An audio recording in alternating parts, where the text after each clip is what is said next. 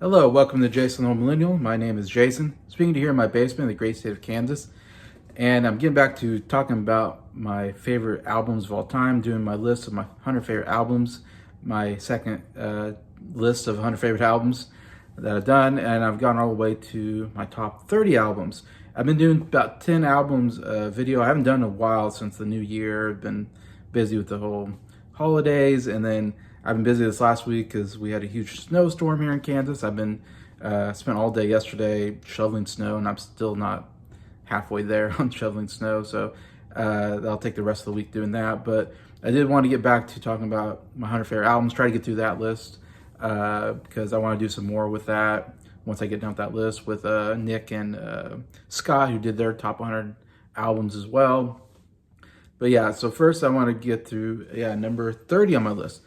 30th favorite album is A New World Record by ELO, which came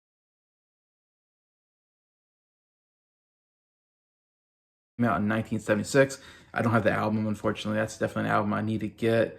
Man, I fell in love with this album the first time I heard it. I never heard anything from ELO, actually. They're a band I just barely heard of. It's funny, like, I don't remember hearing a lot of their hits on the radio growing up. And I think I was watching Reactions to the Classics, a YouTube channel that I first kind of got me on YouTube. And they, I think, reviewed this album anyways. And so I listened to the album. And I think I saw some things like this was like the biggest album from ELO, basically. And so I listened to the album and I thought, yeah, this is pretty good. I've never heard ELO before. And I was like, I'm really liking their sound on this album. Love the use of, I mean, it's good, catchy rock music with orchestra music. And if you know me, I love when they add orchestra music to, rock music or ballads or whatever. And so, man, what a great combination for me. It's like, man, this is like a perfect combination. I love the use of orchestra here and just a lot of great catchy rock tunes on this album. I love ELO's overall sound. And ELO was the second band I did deep dive on when I started doing deep dives like 2 years ago. And so this was the first album I heard, and it was my favorite. And even after hearing all their albums, it's still by far my favorite. It's the only ELO album that made my top 100. Though I do have Out of the Blue, actually. I have that on vinyl. My friend Scott bought me that. That's my second favorite album from them, which is another pretty good album. But yeah, A New World Record, yeah. It's got one of my favorite songs now, Telephone Line. Oh my gosh. First time I heard that song, I was like, holy cow, how have I never heard this song before? How is this not like a huge hit on the radio or like, in the charts? As far as I know, like it should be. It is one of the greatest songs I've heard. Love the use of the telephone and hello. And I love songs that start with hello. There's a couple of songs that start with hello, and this one starts kind of like that. And he's on the phone with somebody, like, they're having trouble. But I love how it starts off that way. And the orchestra music comes in, bum, bum, bum, the drums, do, do, do, do, do, do, do, do. And it changes so much from the first part. And then it goes into the second part, and you hear all these strings and these violins are so good. Great overall melody, great vocals from Jeff Lynne here. And then you get into that, and there's like a pre-chorus, which goes into this doo-wop. Great harmonies. Oh my gosh, amazing harmonies. A really cool part. And then you get into that chorus. Feels like it takes a while to get that chorus. You go through all these different, and what I love about the song is like, man, you go through this first part, the second part, third part, and then you get to the chorus, and oh my gosh, you go, oh, telephone line, give me a sign, living in twilight. Oh my gosh, a beautiful, beautiful chorus with great high notes, the harmonies, hitting high notes, super catchy. And then they go bum, bum. It's very kind of serious tones. And then it goes back into the phone ringing and him talking on the phone. Overall, amazing song. One of the greatest songs I've heard. My favorite ELO song of all time. Definitely, if you haven't heard that song, listen to Telephone Line. But also love Tightrope was a great, I believe that began the album. Oh, what amazing. I love how it starts off this very like serious like rock opera sound to it. And you're like, what am I listening to? Am I listening to, Phantom of the Opera? And then all of a sudden the guitar kicks in, bam, bam, bam, whatever. Great guitar lick in there, or riff in there. And then, oh, its production's so good, all the great sounds that come in. And it's just a really catchy rock song. And I'm like, holy cow. Uh, Living Thing is another absolutely amazing song on this album. Probably my second favorite song of ELO's. Again, great use of the strings when they, it's a living thing. Like, oh, I love how they use the violin on that. Just a cool sounding song overall. There's, yeah, just cool violin at the beginning. To begin it, you're like, what is this? It has this interesting violin and horns, and then it goes bum bum dun dun dun dun dun dun dun bum bum. Oh my gosh! And it's the super catchy rock song. Again, I love the use of the orchestra into the catchy rock song, and yeah, that chorus is so good. It's a living thing, so it's something something life. Ba bum ba bum. Ah, so good. Another absolutely great song from Jeff Lynne. And then you got Rockaria, another really catchy rock song on here. Do ya, do ya, bum bum bum. Sounds like a song I might have heard on the radio. It's so catchy. And then Shangri-La, absolutely amazing. I mean, the whole album is really great. If you love rock, pop, orchestra, catchy music, it is an amazing album. And it's a 10 out of 10 for me. And here's at number 30. Number 29, I do have, and this is my favorite Queen album, actually, and that is Jazz, which you might be a little shocked, like, Jazz, your favorite Queen album? Yeah, even more than A Night of the Opera, even more than Day of the Races, which I already talked about, even more than News of the World. Love those three albums. Those are all 10 out of 10 albums. Yeah, I don't know. This one just had some of my favorite songs on it from Queen and some good deep cuts that really really impressed me as well. This, of course, came out in 1978. I didn't write how many albums this is in, because this is after those three albums, and then so this is like their seventh album, I think, overall, perhaps. And don't get the name Jazz confused here. There's no jazz music. I don't like jazz music, so I don't know why they call it jazz, but I do like the cover. The cover's not bad. It's kind of cool. But anyways, yeah, one of my favorite Queen songs. And my favorite song on here is Fat Bottom Girls. I mean, just saying it, Fat Bottom Girls, what a fun title for a song. But it's an incredible rock song. Loved how they start with the kind of almost a cappella, everybody harmonies in. Oh, we're going to take you home tonight. Something, something light. Something, something, something. Fat Bottom Girls, you make the rock and roll go round. And then it goes in that guitar. Like, oh, that great rock guitar comes in. Brian May, so great. And the bass and the drums. And then he goes into this one really cool, great, of course, Freddie Mercury just killing it on the vocals, but it just comes this really cool rock song. About old Fanny and Made a Man Out of Me. And then the drums. Do some great drum fills. Then back to we're gonna take you. Oh my gosh, great chorus. Overall, just a fun rock song. Great instrumentation, and Freddie Mercury just seems like he's having a lot of fun with this song. Even says, "Get on your bikes and ride," which kind of refers to another song on the album called "Bicycle Race," which is, I wouldn't know if I would say it's probably a minor hit. Like, it's a song I think you probably heard of somewhere. I've seen the video, of course. The bicycle, bicycle, I want to ride my bicycle. I want to ride. It's a silly song. It's about riding a bicycle. It's like, how is this a big song? But still got that great Queen sound, great backing harmonies, and Freddie Mercury just doing so great on the vocals. It's a fun song as well. Don't Stop Me Now is another absolutely amazing song. It's another big hit on the album. Don't Stop Me Now, 'cause I'm having a good time, having a good time. And it goes into the verses. Oh, just a great beginning to the song again.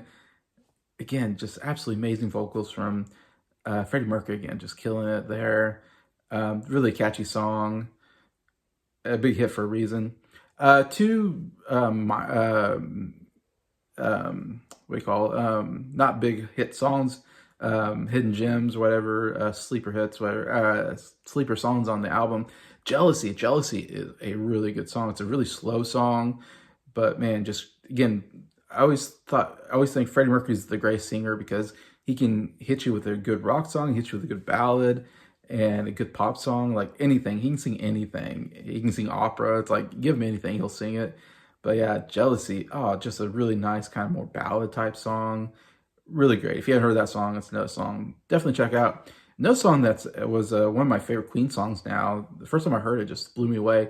And that is In Only 7 Days, another song that was written by the bass player. And he writes some really lovely songs.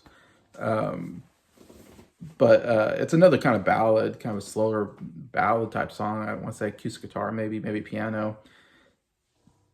But it's such a cool song lyrically and just musically. And it's not one of those songs like, yeah, you never hear it because it's on the radio. But man, it's in my top 10 favorite Queen songs. After I heard it, I was like, holy cow, there's so many great hidden gem songs in these Queen albums. People say Queen doesn't make good albums, they only make good singles. I disagree. They make really great albums, and there's some great hidden gems in those albums. You need to check out the albums because you'll hear something you never heard before, and you'll go, oh my gosh, that's such a good song. How's that not a hit song? But yeah, In Only 7 Days, I love it because it's just, he's talking about, it goes through the week, it's like Sunday, and he goes on a vacation trip from, he's from work, and he goes out and he sees a girl, and he's like, oh, I like this girl, so he goes to meet her, and then, and he kind of see the days because he calls every day, Monday, and then Tuesday, and then it's just a really lovely song though, very, very sweet, lovely, sentimental song, and it gets a little bit upbeat towards the end as he's like, all right, Saturday, we only have one more day together, and then Sunday he has to go back home. So it's about this girl that he meets for only this week, and he kind of falls in love with her, but then he has to go back home. And so he says, I might have only known her for a week, but I'll remember her for a lifetime or something like that, I think is one of the lyrics. So it's just a cool sound, just a cool song. I think it tells a story. Just great playing overall. But yeah, I love that song. That's why Jazz here at number 29 on my list. Number 28 is an album actually I talked about recently on my channel when we did our album exchange, and that is The Beautiful Letdown by Switchfoot. This came out in 2003. Yeah, I was actually a freshman in college, and I went to a Christian college for only my freshman year, and then I transferred out, but I had a really good year, and it was called Grace University, and it was in Omaha, Nebraska, and I knew people that went there. That's why I went there for a year, and a lot of good education. It was definitely very stressful though, and I met a lot of good friends there. But one of the cool things is I knew some Christian rock because I'm a Christian. I would listen to Christian rock stations every once in a while, and I knew some of the big songs there. But I was not aware of Switchfoot or this album that came out in 2003. And I remember I was in the back seat of a car of my RA, I believe, of my dorm, so I was living in, was driving, and they put in this album, like, oh man, I'm really loving this album. It's Beautiful Letdown. Anyways, I'm like, oh, okay, what's this? And then he puts it in, and then the very first song, Meant to Live, comes on. And if you got to hear Meant to Live, has the greatest guitar riff like ever to begin a song, like one of the all-time greats. But it goes,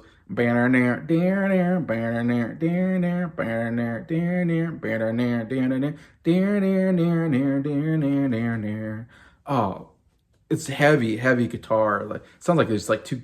I'm like, how do they even do? It sounds like two guitars playing, and they're very heavy sounding.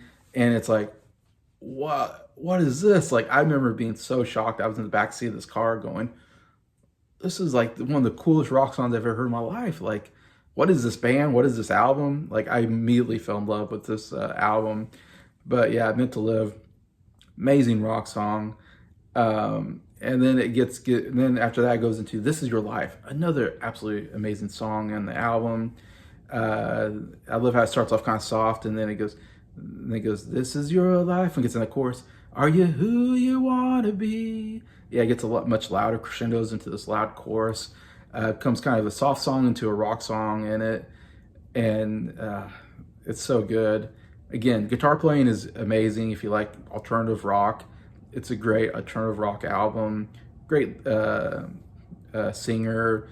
Everything's great, and the songs are really well structured. With the verses, the choruses, the bridges. It just goes in all different directions. Anyways, Um, but this album is definitely one of the most popular albums in Christian rock. But I hate to even call it Christian rock because it doesn't even talk about God in any of the songs, or doesn't. It's not a worship album. Like you have Christian albums or worship albums, which is all about worshiping God, which is great. I'm fine with that, though I don't listen to that music so much.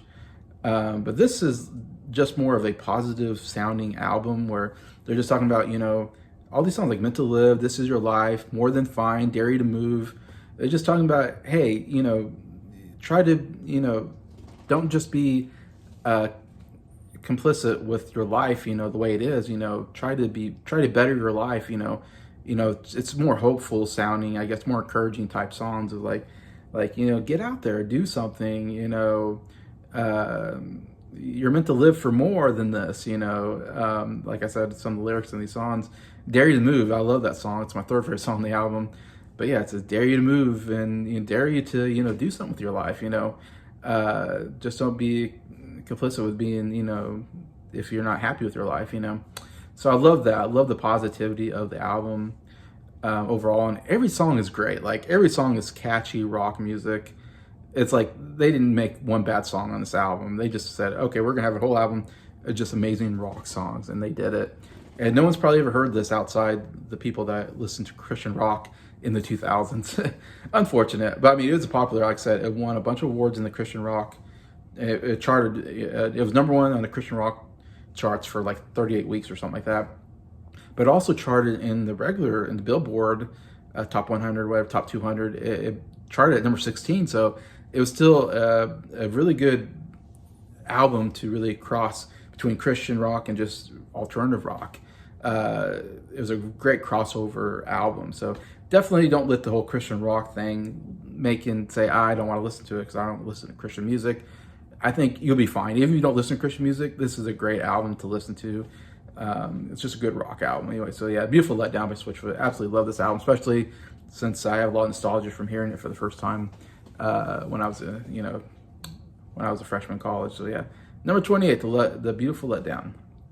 All right, number 27, big album from my favorite band of all time. That is the White Album.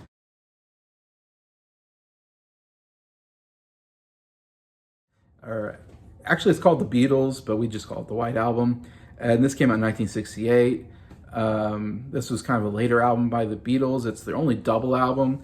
And what a double album. It's 30 songs overall. We've talked about this on Jacob Martin's channel. We've been going through the Beatles, and we kind of went through this recently, and we all kind of agreed that it was a great album.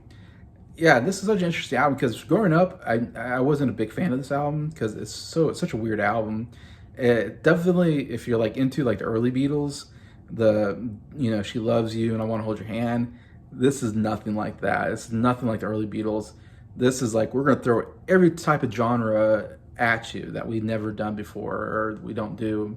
And somehow it still works, which is so cool. I think as a kid, I never liked this album because it just didn't have the same kind of catchy pop rock music that I was used to. This is a very experimental album. And like I said, they do a lot of different genres. But as I've gotten older, I really found myself really loving this album. And it's one of my favorite Beatles albums now because how different all the songs are and how, I just love how the variety of songs that we get on this album is so cool. And you get some stuff that you should never hear from anybody else. Like I say, While My Guitar Gently Weeps, one of my favorite, it's a top 10 favorite Beatles song, one of my favorite George Harrison songs of all time. And you get the great Eric Clapton doing a great guitar solo here. But absolutely, what can I say? Absolutely incredible song from George. Blackbird, one of the great acoustic kind of ballad type songs from Paul McCartney, who's so good at that with like Yesterday, and you get Blackbird with that bum bum bum bum bum bum bum bum bum bum bum bum, Blackbird singing in the dead of night. Love the picking of the guitar, acoustic guitar. Sounds so great, and his voice, of course. Such a kind of laid back song. Of course, this is an album where it really felt like the Beatles were falling apart. I feel like Paul and John weren't really writing together that much, and they were just doing their own thing. And then George was kind of like, I think, a little disgruntled because like no one was paying attention to him, and he was doing his whole thing. And Ringo, poor Ringo, he even quit the band during making this album because he felt like he wasn't being acknowledged enough or being respected enough, and so he left. Even George Martin, he left for a couple of weeks because he was getting tired because there's lots of fighting going on between the Beatles. It was kind of a hectic, time period for the Beatles. But then they had all these songs that they wrote in India because they were in India for a little while. And so they had all the songs that they wrote while they're in India. So that's why they made a double album here. And they came up with some absolutely incredible stuff. Like I said, While My Guitar Gently Weeps and Blackbird are some of my favorite Beatles songs of all time. You get Dear Prudence. I think it's absolutely amazing, kind of hidden gem on the album. That's not a big hit, but man, it's so good. And I love the story behind, how they wrote it in India because of Prudence Farrow not coming out of her room. But man, the acoustic guitar playing is so good at the beginning, and then comes this really cool rock song. And the round and round and round, oh, so good. You even get like I even mentioned like Back in the USSR has like a surf rock sound to it, which they never did. And I wish I had the album in front of me. I could talk about these songs, but there's so much to talk about. Happiness is a Warm Gun is one of the weirdest songs. Kind of has a psychedelic sound to it, and then it goes into a doo-wop, 50s doo-wop at the end. Such a cool song because it changes like 3 times. It's like 3 songs in one. But it's so cool, and it's it's kind of weird lyrics at the beginning, and then you get the whole I need a fix because I'm going down, that whole part, and then the last part, happiness is a warm gun, bang bang shoot shoot. Those great backing vocals on there, love that. It's such a cool song. Like I said, there's so much to talk about. Ola Di Ola Da, really fun, more upbeat, what do you call that? Ska or something like that, like ska song. It's such a different type of song they've never done before. Like I said, you get like the continuing story of Bungalow Bill, which is like this kid sing-along song, which is very interesting. You get the heaviest metal song that they've ever done with Helter Skelter, which is like almost like heavy metal before heavy metal ever came about. It is definitely the heaviest song, the heaviest guitars, the drumming. It's just incredible. Like, it's not one of my favorite, but man, just the fact that it's just such a heavy song is so cool. But like, I'm just talking about different, genres we're hitting all these. Rocky Raccoon is like this Western, country Western song that really works in here. There's just too much to talk about, but just so like, I just want to talk about all the different genres they hit here. Mother Nature's Son, I love as well. I Will is a cool love song. Julia is a really nice, sentimental acoustic guitar song from John. One of probably his best acoustic guitar song he probably ever did. Great acoustic guitar playing, and song Julia is his mom. So it's a great sentimental song about his mom, and then also about Yoko as well. I like that song as well. Then I may be the only one, but I love Good Night as an ender. It's a lullaby. Like I said, we're hitting all these different genres, and then we hit you with a lullaby to end this. And Ringo's like singing to his kids. He's saying, he's saying good. It's like he's just singing good night to his kids. But the orchestra music, I know a lot of people don't like it. It's too overdone, too over sentimental. I don't care. I love it. And Ringo, just great vocals from him. Just really nice, sweet vocals. And in the end, good night to everyone, everywhere. What a great way to end a huge album of 30 songs. There are some terrible songs like Revolution 9, Why Don't We Do It in the Road, Honey Pie, Wild Honey Pie. I hate those songs. Yeah, I'm still giving this a 10 out of 10. It's still one of my favorite Beatles songs just because of how ambitious it is and how experimental and just all the stuff they do in it. It's just so cool and all works together for me. So yeah, the White Album here at number 27. Number 26, so this last album I'll talk about in this video. And I'm going to talk about this artist no one else has talked about. First time I've talked about her on this, and that is Adele's 21. Yeah, you're like, what, Adele above the White Album, above, above Queen? Yeah, man, I love Adele's voice. I love a good female singer that can really belt it out. And I'd say her albums have been my favorite. Like, Celine Dion may be the best female singer of all time, but Celine Dion, in my opinion, hasn't put out an album nearly as good as what Adele has done.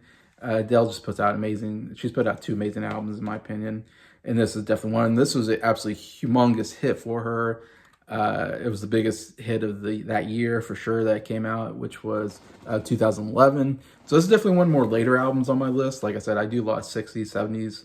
But I do love some of the stuff that came out in the 2010s, as you can see on my list. I still listen to that music and still appreciate that. This also won a bunch of Grammys, including Album of the Year and Song of the Year for Rolling in the Deep, and Artist of the Year. I mean, whatever. She won like every Grammy for that, besides being one of the best-selling albums of all time. Yeah, I remember this came out, man, it sold like hotcakes, and everybody was talking about it. Her songs were all over the radio. This definitely made her an absolute superstar. And I'm right with everybody. I think this is absolutely amazing album. Yeah, it starts with Rolling the Deep, her song of the year. Yeah, big song for her. You know, that rolling in the deep, when she hits those, she has such a big sounding voice. Yeah, great song. Rumor Has It, the second song on here, really great as well. That was a song that was on the radio quite a bit.